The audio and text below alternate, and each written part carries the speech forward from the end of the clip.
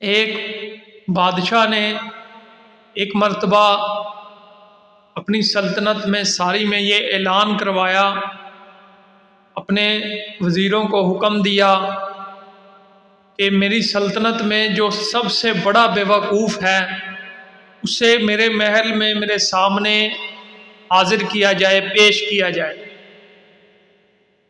تو تقریباً 100 کے قریب وزیروں نے، بندے جو ہیں، جو انہیں لگا کہ یہ بہت بڑے بیوقوف ہیں، لا کر بادشاہ کے سامنے کھڑے کر دیے۔ پھر بادشاہ نے خود ان کا امتحان لیا، ان کو چیک کیا۔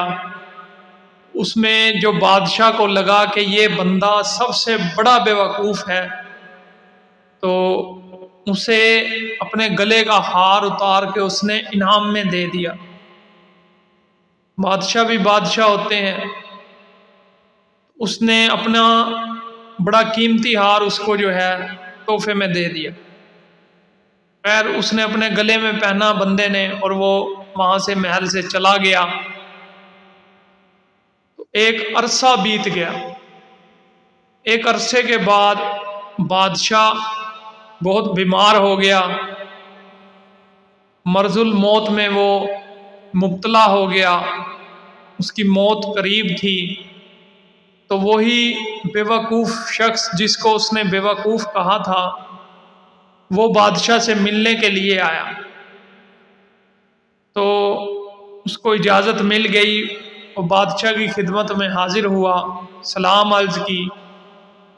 تو وہ ہنسنے لگا اور کہنے لگا کہ آپ لیٹے کیوں ہیں، اٹھ کے بیٹھیں۔ تو بادشاہ کہنے لگا کہ میں اب اٹھ نہیں سکتا، میں بیمار ہوں اور میری یہاں سے روانگی ہے، میں ایک ایسے سفر پر جا رہا ہوں جہاں سے میری واپسی ممکن نہیں۔ تو وہ شخص بڑا حیران ہوا، اس نے کہا کہ کیا آپ نے واقعی وہیں پہ رہنا ہے، اب یہاں پہ نہیں آنا؟ تو بادشاہ کہنے لگا کہ ہاں، میں نے اب ہمیشہ کے لیے وہیں پہ رہنا ہے، اب یہاں نہیں آنا۔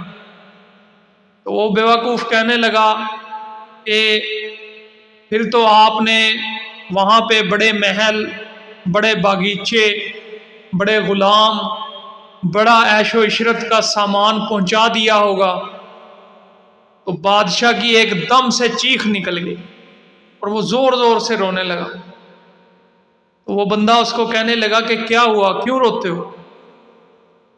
بادشاہ کہنے لگا کہ میں نے تو وہاں کے لیے ایک جھونپڑی بھی نہیں بنائی۔ تو وہ بیوقوف جو تھا، شخص جس کو بادشاہ نے بیوقوف قرار دیا تھا، اس نے اپنے گلے سے ہار اتارا اور وہ بادشاہ کے گلے میں ڈال دیا۔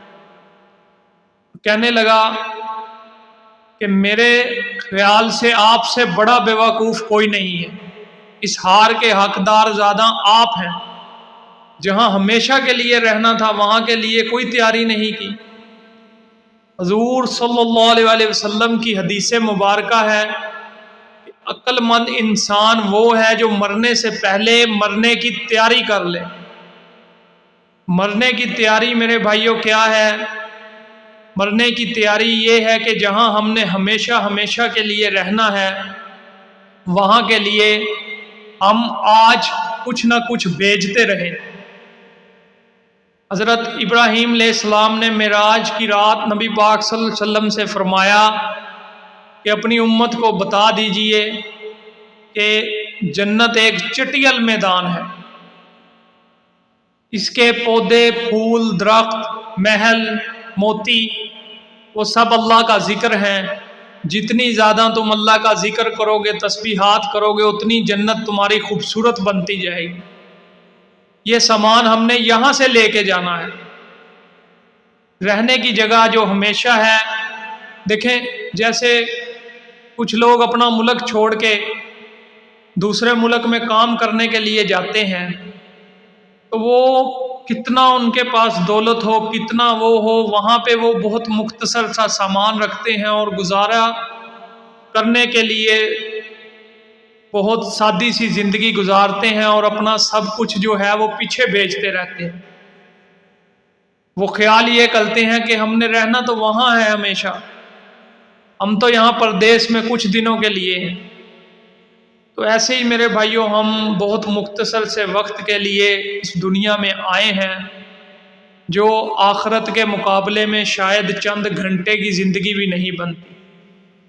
اس لیے ہمیں چاہیے کہ زیادہ سے زیادہ اپنا وقت جو ہے اس کو قیمتی بنائیں، اور اللہ رب العزت کی حمد و ثنا کے اندر، عبادات کے اندر، فرضوں کے اندر، نفلوں کے اندر اپنے وقت کو گزار کے اس کو قیمتی بنائیں۔